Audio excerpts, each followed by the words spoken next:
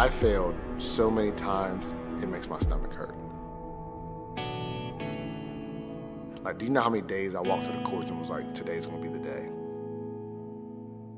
I'm gonna dunk a basketball today. And after hour 3 of just clamming the ball to the rim and then going home and trying to go to sleep and think, is it worth it? Am I ever gonna dunk a basketball? Like, maybe this is it. But that wasn't enough.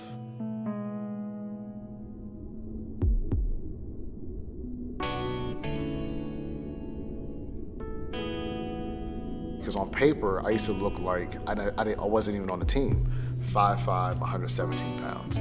I didn't want people to count me out because how tall I was. I didn't have really any real role models that was my height. So that was like the hardest thing for me is I didn't see anybody who was like me that could do it.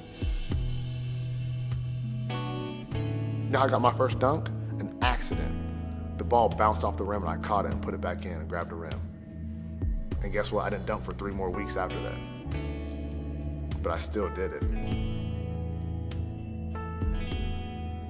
And then I saw an article about a Russian powerlifting team, and there was a fat Russian celebrating after a powerlifting event. And he was celebrating, but he was like 3 or 4 feet off the ground.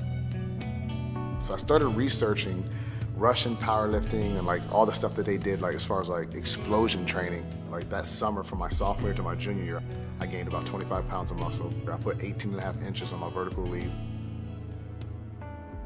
And people always say, well, why do you work out so hard? I'm like, how many people do you know that's 5'5" dunking? That's what it took.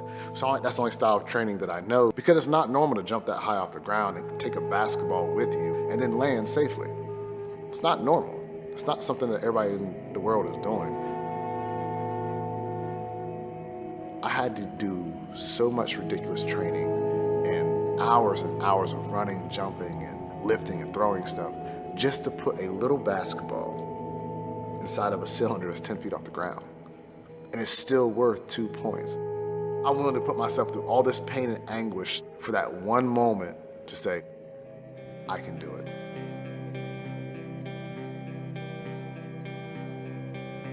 Everybody fails.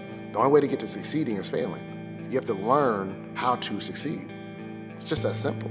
It's not easy. Just because a road you choose doesn't have pavement on it doesn't mean you need to walk down it.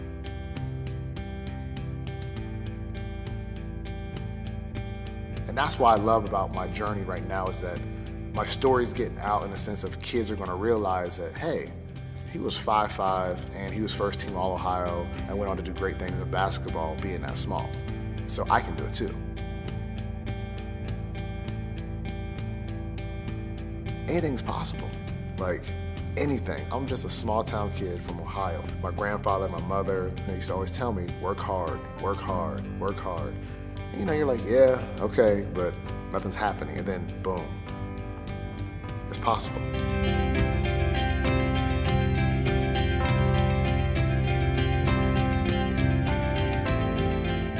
I train this way because I want kids to realize that just because you're small, just because you're not from a big city, you can still do it. You can still live out your dream. You can still dunk a basketball. You can still be the best player on your team if you want to.